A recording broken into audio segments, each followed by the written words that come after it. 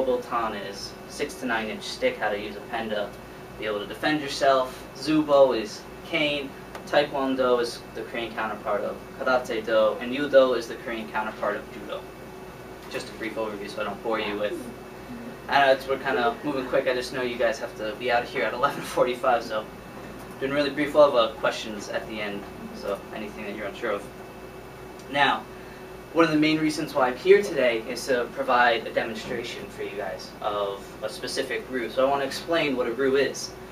A Ryu is a martial school, and they're very tightly knit. They're often known as martial families. You have your family, your blood family, your mother, your father, siblings, aunts, uncles, and then you have your martial family. And these guys you have an extreme bond with, as if they were your real family, because you train with them from day to day. They're throwing you over their head. They're trying to land you on the back of your head. You're trusting them with your lives.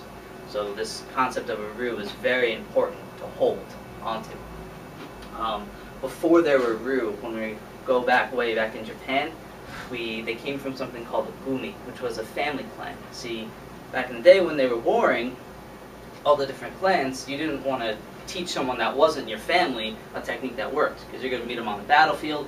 So if you go and you start trading techniques with a different gumi, a different family clan, then you might have just killed your own son.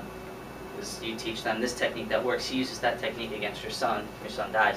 So it started where you only taught your family, and as the Civil War started to break out and started to filter out, and we get into more modern times, they started accepting anybody. The different Ryu are known for different things, and we'll cover that, which is in our next slide. So just some example of Ryu. These are pretty famous Ryu if you're in the martial arts community, but I don't know if you guys may have ever heard of any of them. Daito Ryu, they were the school that is best at hand-to-hand combat. If you're unarmed, you don't go up against someone in Daito Ryu. We just keep going down. Takenouchi Ryu, they're the greatest knife fighters. Fusan Ryu, they're the greatest at combat from a lying down position. You get knocked over, you're on the ground. You don't want to meet them on the ground. Honahaito Ryu, very, very excellent at kenjutsu. Gyoko Ryu, arresting. These guys were cops. They'd be in a world of trouble. Koto Ryu, they're known for their bone breaking. Kukishin Ryu, they're known for their staff techniques, or bojutsu, which is what you're going to see a demonstration of. Ishin Ryu, they're known for their iai-jitsu and their tameshigiri, which is drawing a sword and cutting with the sword.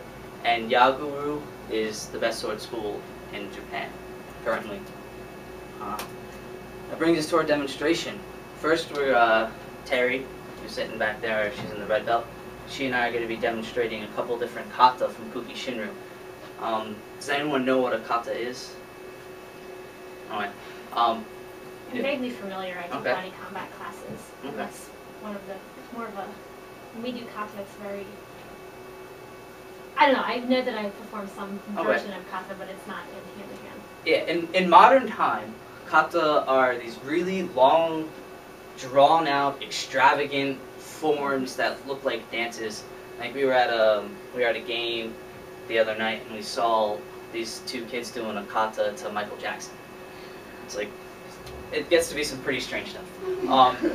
What a kata was for, they were very short, and they were something that worked. So you're in the battlefield, you go up against this guy with a weapon, hand-to-hand, it lasts like 5 seconds, he's dead, and you're like, holy crap, that worked, I need to teach everybody this. So you'd go back to your dojo, to your school, and you'd start just drilling this kata to learn the technique. It was something to learn from, so you could grab a piece from it and be able to use it. Another important use for kata were to see the holes in techniques. And what that means is you're doing a kata, and then you see where you could get killed, you see where you could get hurt, and you need to fix that. So you do a kata, you drill, and you're like, wait, that doesn't work. And you fix it, and you finish off your movement accordingly. And then, so that's the kata, and once we're done demonstrating, I got my sensei to come. He's the current head of the Neji Gekken Ryu, which is our martial family. You see his name on here is Yoshio Tanomyoda Sensei. His American birth name is David Falcaro. What actually, Japanese have this interesting belief that someone who gets up in martial arts and they get extremely talented, you're not an American. you were Japanese, your spirit got lost and you're put into an American body. So he was actually adopted into a Japanese family under the name of Yoshiro Tanamiura, so he could be accepted in the martial arts community. And that's just a testament to how much he's trained in